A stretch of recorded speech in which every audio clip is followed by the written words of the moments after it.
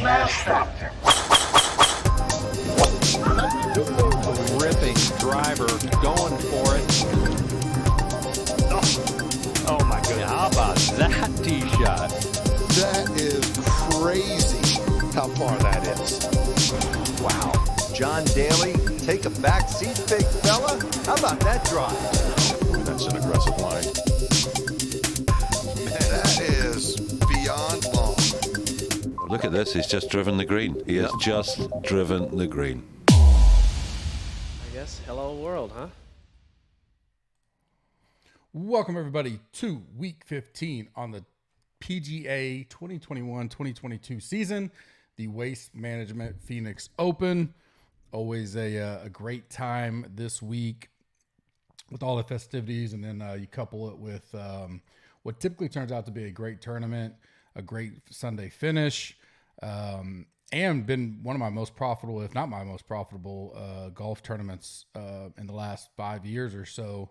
Plus, you roll it right into the Super Bowl. It really makes it a great week.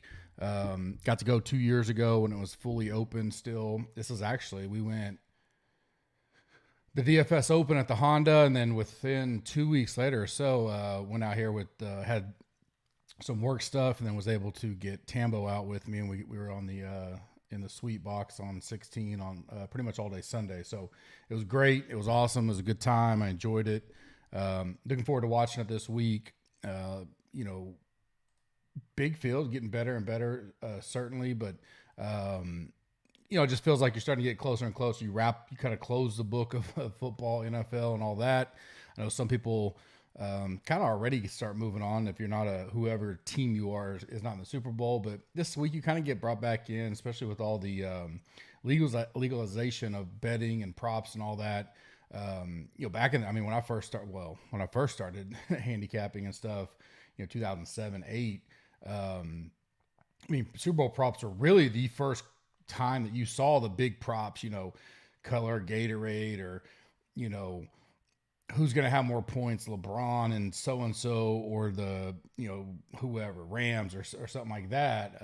You saw these goofy props start coming along, and you really didn't get game. I think some people, especially if you're new to the industry, thought all these game props you get every single day, especially every single week in NFL, were not around, you know, even 7-8 years ago. There just wasn't, you know, that market wasn't there like it is today. Doesn't take away from the Super Bowl by any means. It's still going to be the most, you know, props out there, you know, of any game, and certainly the most bet event of the year.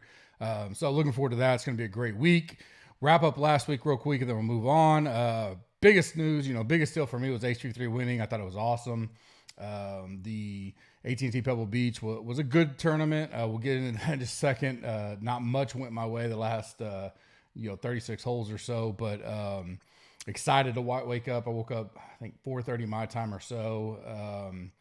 I think he was on hole 8 or so is where he was. So watched the majority of that final round, and man, Bubba was just on fire. I kind of thought I put a tweet out there that no matter what happens, that was amazing finish by Bubba going birdie eagle to take the lead. You know, and Harold was, I don't know what he was at that time, like 11. You know, he'd only shot, I think, 1 over on the back, and these conditions were horrible if you didn't watch it. I mean, the winds were bad. I mean, there wasn't many rounds under par. Let alone, I think Bubba finished 64. It was tremendous. I you know, back in my head, I was kind of like, man, he's not going to win this one again. You know, right there at the end, because you knew he had to, you know, on 18, he had to get the eagle to win, but it was more like, can he get the birdie to tie it? Let's go to overtime. You know, him and Bubba are good friends. You know, see what happens there. He had the 120 foot-ish. I was actually sitting there at this computer working on looking at stuff for round 4 showdown and watching it, and kind of in the back of my head thinking, just, you know, let it die down there nicely, have a nice, comfortable, maybe not tap in, but pretty close to a tap in for the birdie, and get ready for overtime. And so to see him drain that, just a, you know, I don't know, say once in a lifetime, but definitely close to a once in a lifetime type putt to win it. I don't think we've seen too many 120 foot eagle putts on a tournament to win it. So I'm happy for him. That was a great tournament. It was a great field, a great win for him. A lot of naysayers, a lot of negative stuff after that, you know, probably an hour or so after that. Some people were probably still sleeping. It kind of bothered me a little bit. especially factual, and not having the truth on. Some said this tournament wasn't as hard or bigger field, it's deeper, whatever you want to call it. The rankings everybody goes by, the OWGR, everything like that. The stronger field was at Saudi last week. However you want to rank it or whatever, he won it. He's now top 50 in the world, which is huge for him. If he can maintain that, do well, he gets into the WGCs and the Masters. I think he's got to hold it through March, and he'll get that. So good things coming from him. I'm not saying he's going to be the greatest golfer of all time or anything from it, but definitely a moment that you could look back on a pretty good run. So definitely excited for him, and looking forward to seeing him this week up there too. Flirting with flying in there Saturday. I may fly in Saturday and stay, Saturday, Sunday. I got some connections there and go up there. We'll see how the week goes this week. Last week, DFS just sucked. I mean, it was not good for me. Not going to sugarcoat it. Had a lot of decent things in there. The ownership was my best ownership ever, projections. When you look at the R-squared numbers and stuff like that, that was probably a good part. Which was kind of crazy because I really didn't think I didn't have too much confidence in them after the burger, which are also late.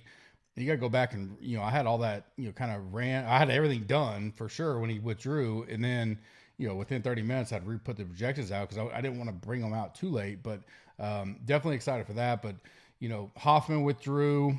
I talked about it last week on the pod, and I said, you got to take that chance. What I was dumb about myself was Friday, round 2, I played him in Showdown. And obviously, Merrick or something like that, he withdrew, and they announced it on Tour Communications like 20 minutes before lock. And about 2 to 3 minutes after lock, the PGA app had updated with, Hoffman out. The app went to communications, nothing. They didn't even say nothing for like 40 minutes later. So, a little frustrating, but that's all. I mean, shit, I played him. It is what it is. The risk, and probably hindsight, I should have, I got to go probably avoid him in showdowns today because you never know that the bike back tighten up. The problem was he played well on Thursday. So between that and then the amount of guys I had at -4, not that was an excuse, or I don't blame the MDF. People act like that's been there. That has not always been an MDF here. I don't know if they did that because they messed up the leaderboard all day long, but it's always been top 60 in ties. They may have made the distinction MDF this year. And maybe that's something, but it has been top 60 in ties. So I had a couple guys that were DMing me and stuff as it was going on. I was like, I'm 100% sure it's top 60 in ties. I was never doubting that. And so the guys that were at 4 there late, Ekrot, I think Thegali, there's several of them. I was like, between that, they just killed, any kind of lineups. I only had 3 lineups last week, so it wasn't like, I'm sitting there sweating 50, 60, 80 lineups or anything like that. But bad week, DFS did not do well. Betting week, full tournament was okay. I went 2-2. Thursday hit a good winner. The Friday and Saturday did not do well at all. And Sunday, I think I went 1-1, but I added a top 5 for Jason Day. Obviously didn't hit. Had some good chances at top 20s, I thought, going into Sunday with Smotherman and Kadira. Neither panned out. Neither really played too great. Day was kind of the only outright, and I didn't think I had that much of a chance going into Sunday. He flashed some goodness again, and that's positive to see. He just didn't finish well, but a lot of guys really kind of fell off on Sunday. Definitely played the hardest round of the week for the overall field stroke average. So is what it is. Not much there. Didn't have the hoagie. Man, so many people kind of talked about it in Slack a little bit Saturday on the, a lot of similar cards out there in the world, but a lot of people had hoagie, but a few guys had them very early. I think it was I hadn't listened to Tambo and Kenny this week. I want to say it was Tambo that had him. I just tagged him. He was the one who went with me to Waze. So I think it was him that had him last week on their pod. So, good call on there. Popped in the models and saw that kind of stuff. I just didn't get there on the betting card. Is what it is. We'll move on. Big shout out to Beefcake 1974. He was he's always in the Slack. Seems pretty in the GC Warrior room quite a bit. He took down the PME. More of a bullet guy, it seems like. Doesn't play a lot of MMEs, but he did ask us to look around. And I only saw one lineup higher than his in any contest I looked at. The $20, the $5.55, the whatever you want to talk about. So, and he was self-admitting. He goes, I can't act like I would have been in it because I'm never in those. But he destroyed most fields. Like most fields, he won by 30 or 40 points easy. So tremendous lineup by him. Congrats there. This week only, through next Monday's pod, use the code SUPER, get 30% off any package, includes all sports, all tools, all everything, and it's this free 7-day trial. So the good news is you can have it for this whole week. You get Super Bowl, NASCAR's firing up with, I think they got the duels this week, the next week, the first Millie Maker ever, UFC 251 pay-per-view. You can get all that free this week. If you decide to stay on, you'll get charged next Monday, and you still get the 30% off. If you want to leave, well, you get all our good stuff this week. One of the biggest weeks of the year as far as, Super Bowl, Waste Management, NASCAR, and UFC 271. Should be a tremendous week of sports. You get a 30% off if you stick around. If not, check us out for free, and if you leave, that's good. It's up to you, no problems. Good week to give it a try. Looking forward to seeing you guys come give us a try. I will be doing the Diamond DK level giveaway on next week's Smash, so you have this week to get entered into that. The 2 easiest ways to get in is to rate and review us on iTunes. Knock that out real quick. That's simple and easy. That gets you in. Like us, subscribe to us on YouTube, and then like the videos, and any comments you leave gets you in as well. Been doing that for about 3 or 4 weeks now. So all those comments I have, you're in the drawings. You can get in more than once. On this video, tell me who you want to fade in the 10K range, and that'll get you in through this video.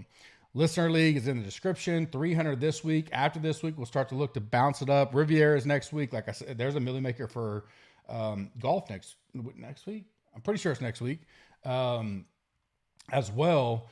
So we're going to try to bump that up slowly and climb to the Masters and get to that, 750 or so that we hit last year. So, you guys, everybody starts coming back, focusing on golf, and only that after football. So we'll start raising that up. Help us fill that quick because it makes it easier for me to bump it up for you guys.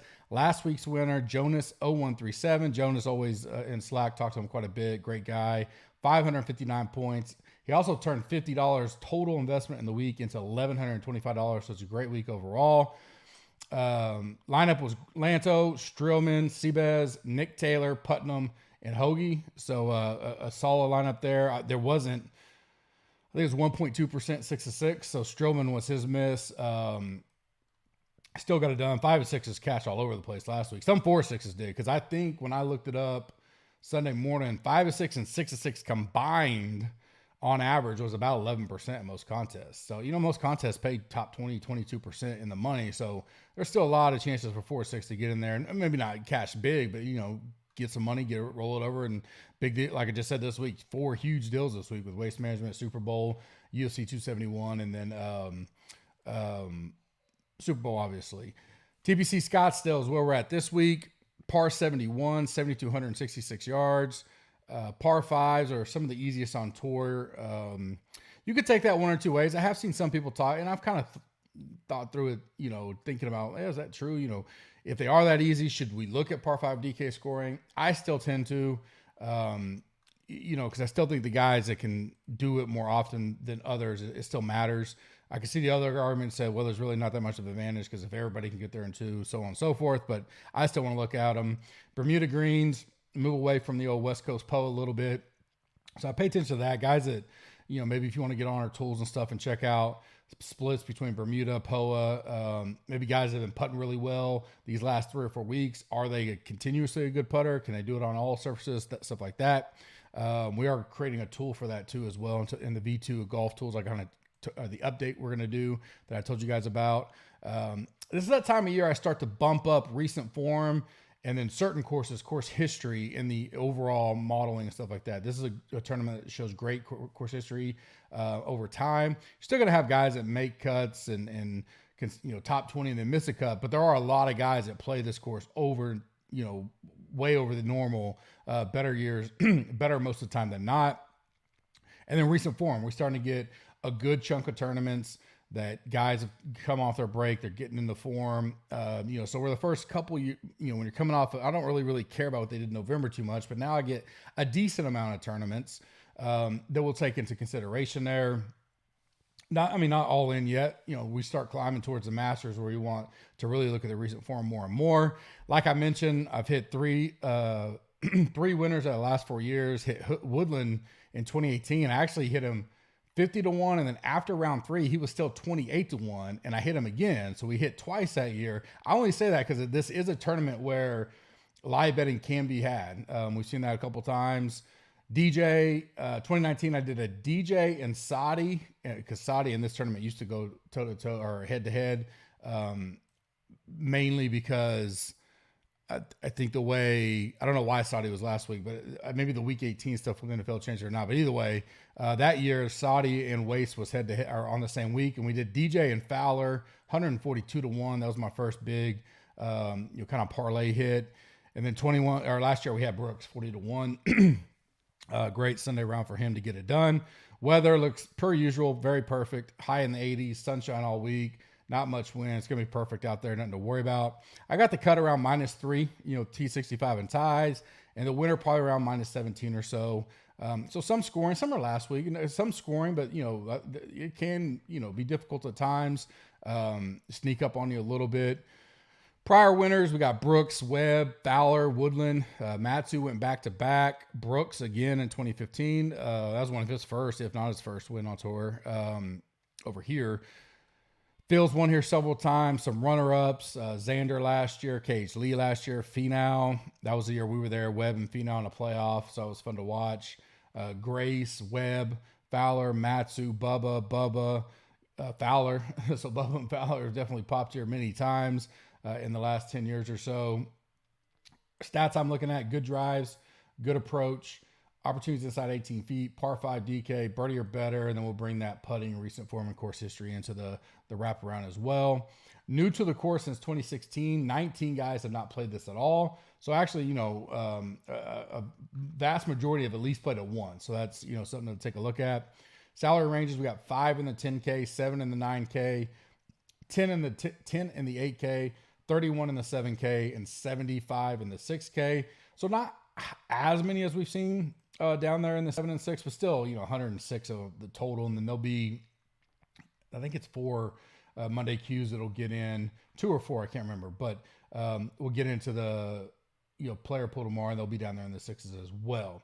Same format as always for me. Sweet 16, 3 guys I like: a bubble boy, fade of the week, sleeper of the week, 4 gut fill plays, betting top 5 of the pop, and then we kind of get out of here and keep this to a limit for you guys. Tons of content out there, obviously, in the industry, so want to keep it straight to the point there. Did go a little overboard, or a little longer on giving HG3 the shout out, but I thought that was well deserved, especially for this community that's been behind him for a while. 9K and above, I'm going to go with Matsu. I could potentially see, 4, and not always does this happen, but 4 of the 10K and above guys are my ranked 1, 2, 3, 4 in my first model. And sometimes, not a lot that happens, but definitely this week turned out that way. I think Rahm's going to continue a little bit of a price bump, nothing to keep people off of him. I think he's going to continue to be high owned. You got Matsu, JT, Cantley, Hovland. Hovland's becoming a little bit of a DFS darling. It'll be interesting to see where we get the ownership rolling by Wednesday. You would think Matsu would be high with back-to-back wins. The last 4 years not as great, so maybe that takes a little bit of people off, or takes a little bit of ownership away. The last 4 years, a miscut, a 15th, a 16th, and a 42nd, but he's coming in really good form. Won the Sony and then 30th at the Farmers, so not horrible. And he loves this place, right? He's got the number 2 course fit. I just like him a lot. 10-4, I'll be on him. Not thinking twice about that. Speed, 9,900.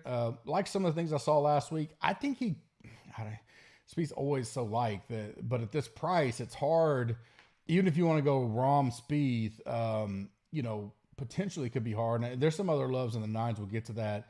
I guess if by Wednesday I thought he's going to be one of the higher owned up there, I'd pass on it. Obviously, a second last week could boost him. Mixed results here: 2 top 10s, a 9th and a 4th. In between those 2 missed cuts. Missed a cut at the Farmers, second last week. Great with the irons. Sunday wasn't as great, but he's right there. It took second. There's not much you can take away from his negative. I like him, like the overall game. I don't mind going right back there to it. I think because this field's, if not the strongest, one of the strongest it's had, ownership will be spread out. Just be interested to see what everybody does with Rahm. Next, and I'll get to Rahm in a second, but Scheffler, for me, 9,100. One of the lower price guys up here that I do think can legitimately win it. Miscut his first year, but a 7th. And you've kind of seen that. I saw that a lot today when I was kind of doing the research. Like, JT, miscut to start, and then 17th, 3rd, 13th. I think Shoffley may have been another one. No, he's just done well here everywhere. But there's a couple guys I saw miss their first cut and then have done well ever since. Like, I don't know if it's getting used to the environment, the atmosphere, whatever, or just coincidence. But, I'm not going to let a couple miscuts. Burns is another one. Miscut, and then 22nd last year. Where do we see that go this year? Actually, he's the bubble boy, so we'll get to that in a second. But I do like Scheffler overall. He's good on Bermuda. Course fit, he's 19th. That's even with the miscut. Coming in with 2 top 25s, a 25th and a 20th. Not much to hate for me there. He's 4th in birdie or better, 20th in par 5 DK scoring. I'll have some Scheffler this week. Burns is the bubble boy. Obviously, Bermuda Burns. Getting him back on the surface he likes. 2 miscuts and then a 22nd. That's really probably the only reason why, kind of the pause, I guess, is, mixed results in the past. And then he missed his only cut since he's been back in the new year at the Farmers. But he's 1st in birdie or better, 2nd in par 5 DK scoring. Only 75th in good approach. So that worries me just a little. Just a couple red flags that would keep him on the bubble boy for me. That's it. I don't have Rahm in any of that just because I'm going to have to go. At this point, it's just Rahm's always going to come down to the ownership for me at this point. If Rahm's got a big gap. Now we get to like where Rahm, Rory, DJ, these guys are all in the field. Not to say that Cantley and all these guys aren't as good, or even Brooks, who I didn't even bring up. If he's going to be 6, 7, 8% more owned than anybody else, it makes that difficult. It makes that decision difficult to go back to, but it's hard to ignore it, right? 5 straight years he's been here. His worst finish is his first year at T16. He's coming in off of 14th and the 3rd. He's number 1 in my model, number 1 in most everything. It's just a matter of game theory and ownership type stuff. And we'll get down to that, as we get into a deeper dive into Wednesday. 8K range for me, I got a feeling this range will not be that high owned at all. Because there's going to be so much love for the 9 and 10K that most people are going to have to drop down to the 7,500 and below, maybe sneak a high 7 in and sprinkle some 6s in. So if you fall in love with some guys down here in the AK, my gut feeling here, early Monday would be it's going to be very low owned by all these guys. And none of them really just make you feel real warm and fuzzy, at least right off the bat. But I'm going to go Adam Scott. He's had a good little over there in little star at Saudi. I can't remember which Abu Dhabi. I think he played 2 top 30 finishes. 8,500 seems like a fair price. He has not played this at all since 2016, so I guess that would be a little bit of a red flag. Maybe it takes a little while to get used to a place. I got a feeling he's going to be somewhat lower owned. So, stat model, he finishes 20th for me. Overall 11th. So I don't know how much I'll be in this range at all, but I do like Scott right off the bat. Henley is a guy that I don't really get too much. He's a hit or miss here. Miscut 16th, miscut 15th, miscut 30th. So 3 miscuts, 3 top 30s, 2 top 15s. So, hit or miss. And I can see why at times. He does putt well on Bermuda. A 2nd at Sony, a 14th at Amex. A lot of good signs there. I think he's a little bit of a boomer bust. Probably, none of these guys are getting high ownership, so they're good leverage plays. He's 6th in good approach, 18th in opportunities inside 18 feet. He's 100th in birdie or better, though. So I can see where the boomer bust weeks come, and that kind of makes sense with his history here. Certainly someone to keep on our list, though, especially MME-wise for leverage. Webb, a guy I don't play very often, but 8,600. First time we've seen him since the Sony, where he finished 61st. I don't see him getting too much love this week, other than the course history type crowd, which I understand that because this course, I think it does matter a little bit more. He's 23rd in my overall ranking, about where I think, the price would be about right. A 14th, a 2nd, a miscut, a 20th, a 1st, and a 42nd. So good history here, but similar a little bit to Matsu, where, probably going to make the cut more times than not, but, he could finish 20th, 42nd. But honestly, outside the miscut, he's going to return this value 80% of the time. So I don't mind him at all. And then my bubble boy is Seamus Power. And the biggest reason is where's everybody going to go with him? Do people feel let down? A lot of people on him last week, a lot of people on McNeely last week, there's this little bubble I kind of talked about Saturday night of people that, I think are regurgitating other people's information. And so you get this kind of groupthink and a lot of reason why I move my ownership differently. Because if you get outside that bubble, you can see some different things. But I like Power. I have no problems with him. I think he's playing well. A third, a 14th, and a 9th. It's kind of like Cantley. I think like some people felt like Cantley had a bad tournament, and he finished 4th. I'm not putting him in the ROM level by any means. I don't have Cantley. I love Cantley. I like him a lot. But, but you kind of feel that way with ROM sometimes. Oh, he finished 14th at Amex, and he didn't play good. Cantley has finished 9th and 4th the last 2 tournaments, and I don't know that he has much buzz coming in this week. Power, 3rd, 14th, 9th. But because I guess it feels bad, I think, because it looked like it was easily his to lose. He was already through Spyglass. He was 5-shot lead, I think, going into Saturday, and you just kind of saw the momentum go away, and then kind of, disappeared a little bit. Sunday, I think he finished shooting even, but was +2 through 9. So maybe the reason why he's a bubble boy for me is at that price, he feels cheap for what he's been doing. Do people ignore it or go back to it? I don't know. I don't mind it. He's only played here once. He missed a cut. I don't hold that against him too much, especially I think he's much better. And that was in 2019, much better player right now. Have to see what that buzz feels like this week for Power. Maybe it's a good bounce back week. We go to him if everybody's going to bounce off of him after quote unquote a bad finish tonight. 7K, the guy I like most. I liked him a lot last week. He let me down. But I kind of feel like he's going to get steam back up again. It's Mito.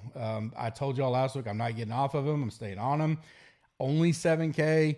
Missed a cut, but I don't know what he was. -1, -2. He was there, and it seemed like he was back and forth.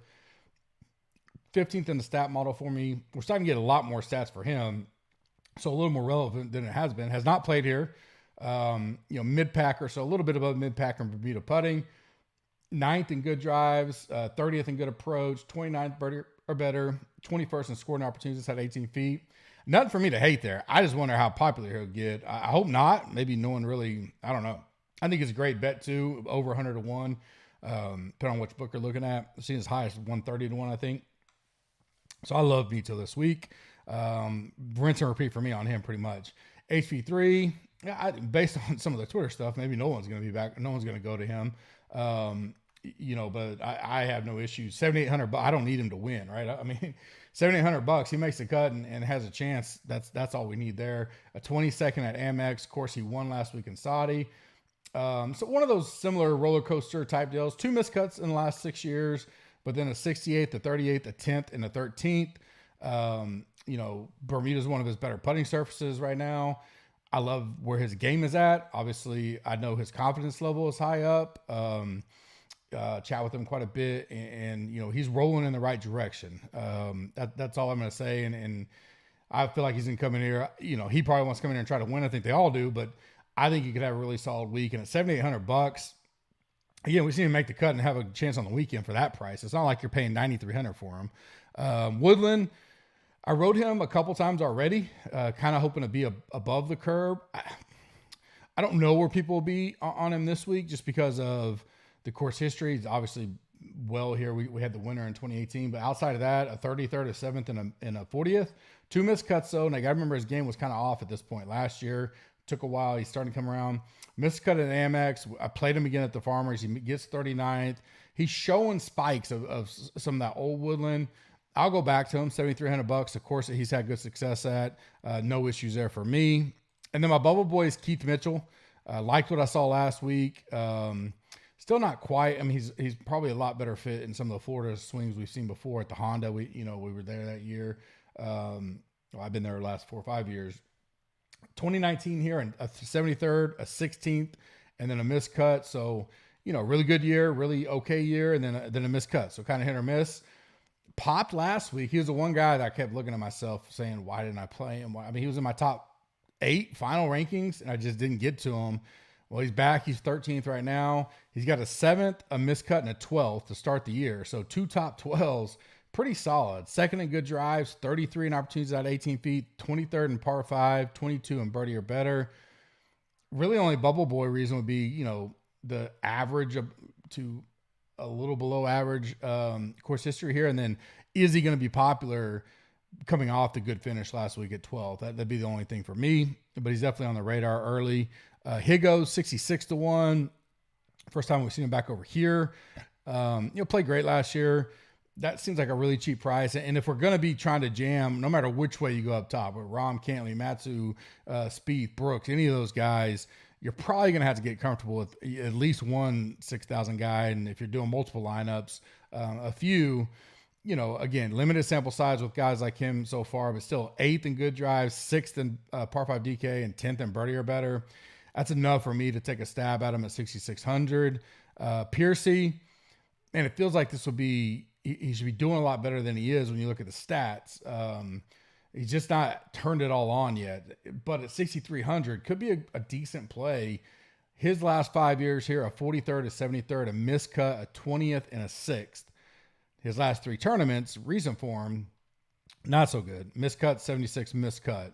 2 of those are 3-course rotations. So if you deep dive, he's actually played pretty decently. 7th in good drives, 23rd in a good approach. 35th in opportunities inside 18 feet, 32nd in par 5, and 44th in birdie or better. So, he's 44th is his worst statistical category in the field of the main ones I'm looking at. I don't mind taking a chance on him, $6,300. Next up for me, last one in this one before the bubble boy, is Hostler. Look good. Definitely, you can tell he trimmed up some. He's got a decent history here, nothing too crazy, but, a 17th, a 39th, a 66th, and a miscut. Coming into last week, a miscut, then he gets 3rd. He could have almost been the bubble boy, and I probably should have put him in there, but, just because does everybody overreact to the one good week? I don't know, but he's had some good history here that didn't bother me too much. He's 8th in par 5 DK scoring, 33rd in birdie or better, and 14th in good drives. We've seen some Spike Hostler do well, and so does he take that momentum and carry it on this week? $6,700, he's definitely on my radar. Bubble boy for me, I like this kid.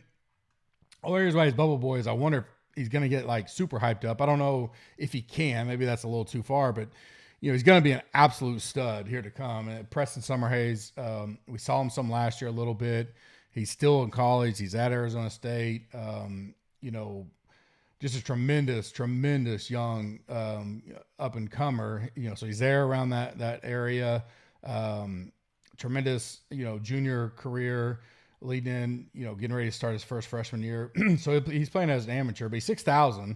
Very limited stats, but number 1 in good drive, number 1 in par 5 DK scoring, number 7 in opportunities inside 18 feet. He played at AM a couple times last year. He's worth a flyer to me. I don't think too many people are really just going to hype him up or even talk about him, but if you're doing an MME, I wouldn't mind having a little bit of him. I don't think he's going to be over, 2 or 3% max. So keep that name, to us as we get to Wednesday. If you want to look up his accolades, you can. They're tremendous. And some have said, in his inner circle, he wants to, do some of the things that Rahm did or better at Arizona State. So it'll be interesting. He's got that mentality. We'll see how he's like. Seems like a great kid so far. Fade of the week, Usti. I think he's going to be popular. He hasn't played in forever. $8,800, but his only 2 tournaments here, he's got a 3rd and 11th. So he's played great here.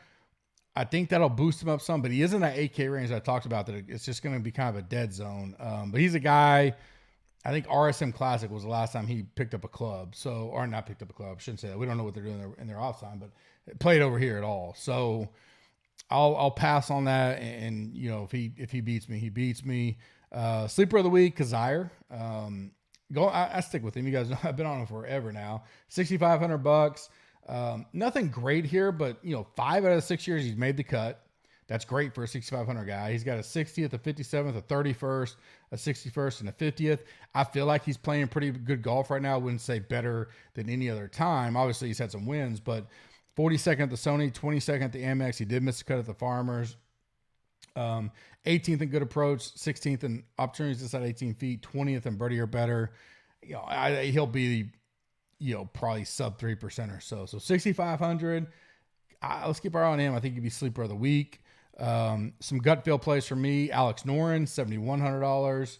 A 21st and a 44th here. Has not played in 2 years though. 39th at the Farmers, missed a cut at the Amex. 30th in Bermuda putting. This isn't like a true birdie fest, but it's just up there in the scoring, something that he seems to like as of recently. Just a gut feel play. I like him. I like Gooch, $7,800. I don't think many will be on him. You know, he missed the cut at the Amex, but a 20th at Farmers, 27th at Sony. And then people look at his course history and they're like, miscut, 61st miscut. I legitimately think he could be one of the worst priced here. $7,800 for Gooch is awesome. I can't remember who I was talking about earlier, who I thought was Power. Power may be the other one. So $8,400. And, I feel like, some of these guys, and I get it, it's a loaded field, but I like 7,800 for Gooch. So, deep dive, we'll look into that, but gut feel play for now. I don't think many are going to go there.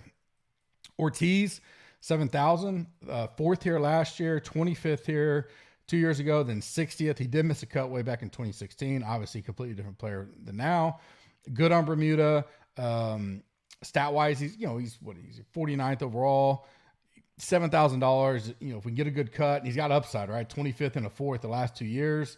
I'll take chances on that. That's a gut feel type play I'm talking about. A guy I never really play, but he is on. He chucks a lot of the things I'm looking at. Billy Ho, $7,900. 24th, 24th, 43rd, 39th, 9th, and 53rd. 6 straight made cuts here with a top 10. He's got 3 top 25s. Coming in good form at 36th at Sony and 11th at Farmers. 14th at Bermuda putting. We know he can light it up at times. 79 feels like a good price there. He's a good gut feel play for me as well. Betting top 5 the pop, brought to you by Monkey Knife Fight. Use the code GUPS, GUPS. Get a $1 for $1 match up to $100. I'll have some football plays out for that this week. I'll have golf plays out for that this week. So click that link, get your deposit in. You put 100 in if you want, get a free $100 immediately, or you can put 20 in and get $20. Whatever you want to do, use the code GUPS, GUPS. Top 5 that pop for me: Mito 100-1, Henley 45-1, Power 40-1, Bubba 35-1, Gooch 55-1. 2 long shots: Higo 150-1. I've seen as high as 200. Shop around. And then Ortiz 125-1. I like 25th and a 4th. I get him at 125 or maybe better. We'll see how things shift and move. That one's on my short list as well. Obviously, I'll have outright start rolling out tomorrow. Deep dive, all that kind of stuff tomorrow. And then final thoughts. Wrapping it up always like, whew. We had a long couple of days. Harold had me up early every week or on the weekend watching that the Saudi tournament. And then you roll right into watching, PGA all day. So long weekend for sure. Tomorrow or Wednesday on that podcast, I will have my top 5 one and done, like I do every week, where I pick 3 from that 5 for my final, but I give you guys a top 5 I'm looking at. Last week I did all right. I can't remember. I know Stroman was one they missed, and I think I had Cantley and Day. I don't remember what Day finished at. He obviously dropped on Sunday. Cantley, we get a 4th place, so not horrible there. Don't forget, Super gets you 30% off any package, includes a 7-day risk-free trial, and the discount's locked in for life. I probably didn't say it a lot because I guess a lot of people, a lot of promos going on this week, but people said I didn't know I get this price locked in forever, because some do first month only or whatever type deal. Your price is locked in for life, so your 30% goes on forever. If you stay aboard, if you want to bounce after 7 days, certainly get it. We're not made for everybody, but we're trying to do our best. The Green Machine's gone through tremendous updates. The football tools were built from scratch last fall. We're in the middle of overhauling the golf tools. As soon as I get a clear deadline on that, I'll share it. I don't want to, kind of want to under promise, over deliver on that, but it's going to be nice. It's going to be a nice upgrade for sure. Looking forward to a lot of great things. After this week, we get a true, big Daytona Millie Maker. So excited for that with Ryan and Jimbo. And then, they just crush week in and week out over there in NASCAR. And then, we start our march to the Masters, which is always some of our most fun and biggest giveaway promos. We'll have a big hoopla and all that as well. Looking forward to that. Hope you guys have a blessed Monday. I will talk to you guys later. Have a good week, and we'll be back tomorrow.